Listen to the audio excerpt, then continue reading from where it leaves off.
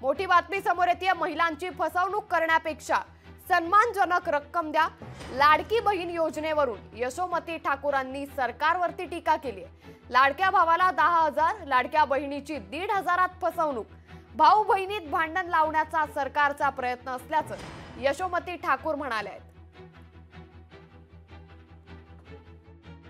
तुम्ही लाडक्या भावाला जर 6,000, 8,000 आणि 12,000 देताय तर लाडक्या बहिणीला 1500 का?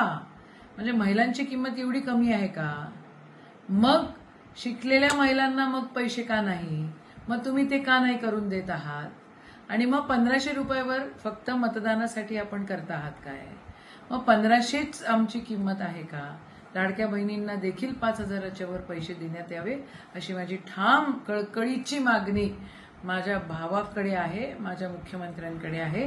तेवढं त्यांनी करावं अशी विनंती आहे। लोकशाही मराठी ऐका, पहा, जागरूक रहा।